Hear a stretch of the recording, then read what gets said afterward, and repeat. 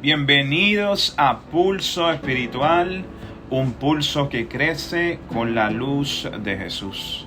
Este es su hermano Obed Rodríguez. Dios los bendiga. Nos honran con su sintonía.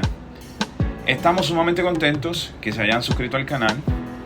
En esta ocasión estaremos hablando acerca de uno de los atributos comunicables de Dios al ser humano. Esto quiere decir que Dios puede compartir la esencia de cierto atributo con cada hijo suyo. Cabe destacar que los atributos de Dios son características especiales de su deidad, que nos comunican la verdad de su ser. Estaremos bajo el tema Dios es juez justo. Y nuestra base bíblica será Salmos capítulo 7, versículo 11. Y dice así: Dios es juez justo, y Dios está airado contra el impío todos los días. Necesitamos entender algo clave. Quien lo pronuncia no habla desde la ignorancia, sino desde un conocimiento pleno de quién es Dios. En nuestra vida actual, escuchamos a muchas personas hablar de Dios sin haberlo conocido, sin haber tenido devoción con Él, sin haber caminado en sus caminos. ¿Qué contradictorio es esto? ¿Cómo puede alguien hablar como si conociera a Dios si nunca ha andado con Él? ¿Por qué dicen que lo aman si en realidad no lo conocen? David no era un hombre cualquiera. Él se dio a la tarea de conocer profundamente al Señor. Lo buscó, caminó con Él, lo adoró con sinceridad y también falló. Pero siempre regresó con un corazón rendido. Dios, nuestro Creador y máxima expresión de lo sublime, es también juez justo. Todo lo juzga, no por imponer poder arbitrario, sino porque todo le pertenece. Y Él actúa desde un trono de orden, rectitud y amor. No solo practica la justicia, Él es la fuente y el estándar perfecto de ella. En este versículo nos revela dos aspectos fundamentales del carácter de Dios. Uno es su justicia perfecta y el otro su respuesta constante al pecado. En Deuteronomio 32, versículo 4, dice Moisés, poco antes de su muerte, como una exhortación final al pueblo de Israel, y les dice: Él es la roca cuya obra es perfecta, porque todos sus caminos son rectitud, Dios de verdad y sin ninguna iniquidad en Él. Justo y recto es Él. El término hebreo para justo implica rectitud e integridad moral absoluta. Dios no juzga según apariencias ni por favoritismos, sino conforme a la verdad. Él es la verdad.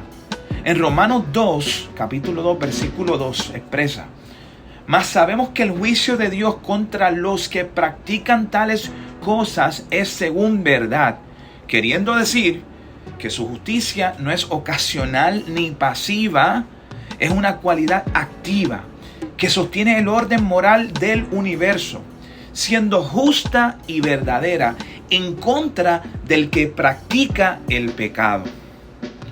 David declara con peso, desde una intimidad con el Señor: Dios está airado contra el impío todos los días. Lo vemos en Salmos 7, versículo 11.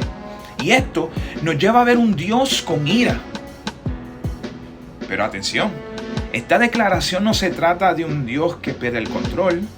No es una ira como la nuestra, frágil y caprichosa. La ira de Dios es santa, es una respuesta justa, constante, dirigida con propósito. Es su santidad reaccionando ante el pecado, no un arrebato emocional humano. Muchos piensan que porque el juicio no llega de inmediato, Dios lo está ignorando. Y nos preguntamos, ¿por qué sucede esto en el mundo? ¿Por qué hay tanta violencia? ¿Por qué hay tanta muerte? Bueno, en 2 de Pedro capítulo 3 versículo 9 dice: Él es paciente, no queriendo que nadie perezca, sino que todos vengan al arrepentimiento. Aún así, su paciencia no es complicidad, su juicio no es injusto por demorado, sino misericordioso. Dios no actúa como nosotros, su justicia no falla, su mirada no se desvía y su carácter es inquebrantable. Por eso en Deuteronomio 32:4 lo declaró con autoridad. En su paciencia, Él retarda el juicio ofreciendo gracia una y otra vez. Pero su actitud contra la injusticia permanece, porque ama demasiado como para quedarse indiferente. Esto nos muestra que los atributos de Dios están en completa armonía y trabajan al unísono. Su bondad y misericordia son evidentes todos los días de nuestra vida. Hermanos, es justo reconocer algo fundamental. Para que el Evangelio de Jesús sea verdaderamente una buena noticia, primero debemos entender cuán grave es nuestra condición delante del Dios Todopoderoso. Nuestra vida, manchada por el pecado, refleja una actitud de rebeldía y autosuficiencia que se opone a sus preceptos. Pero lo glorioso del Evangelio es que, aun siendo nosotros indignos, Dios, en su justicia y en su amor, abrió el camino para que podamos volver a su presencia. Pero ved, en este versículo habla solamente del impío, no habla del pecador, dirán algunos.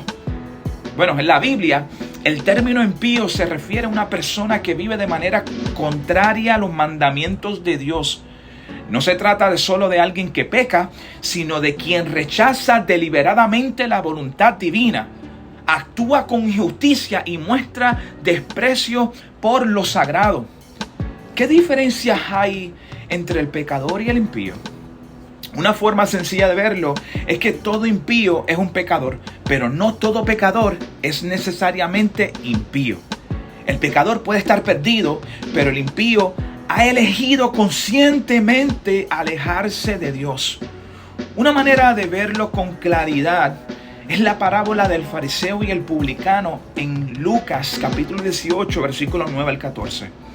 El fariseo, siendo impío, caminando en contra de Dios, y el publicano siendo un pecador que se arrepiente. Y nos preguntaremos, ¿he pecado? ¿Soy verdaderamente un pecador? ¿Me he comportado como un impío ante Dios? Bueno, en 1 de Juan, capítulo 1, versículo 8 al 10, afirma: si decimos que no tenemos pecados, nos engañamos a nosotros mismos y la verdad no está en nosotros.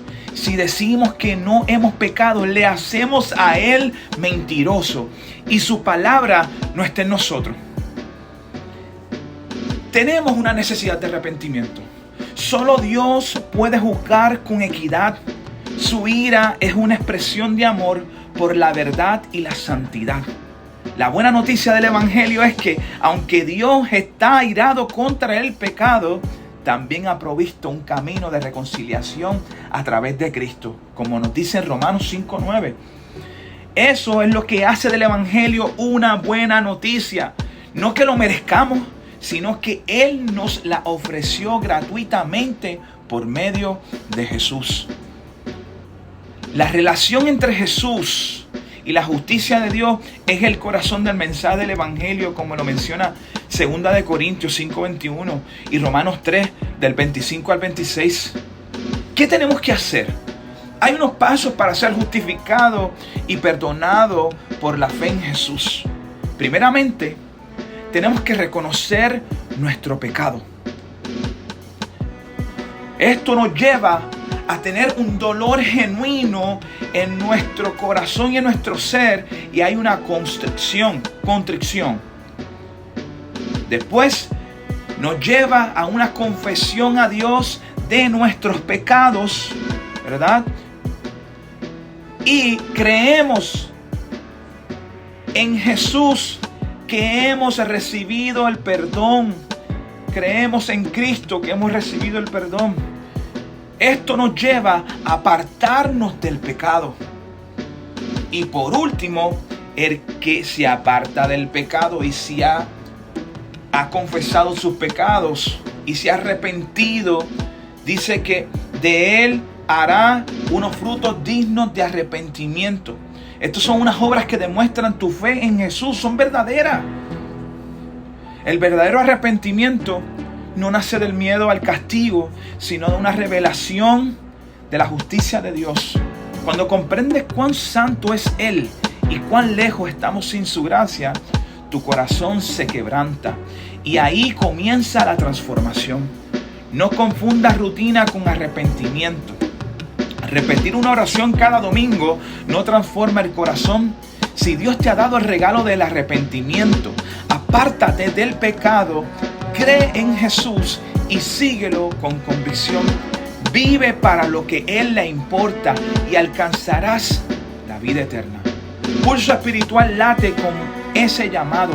Volver a Dios no solo con palabras, sino con una vida rendida a su justicia.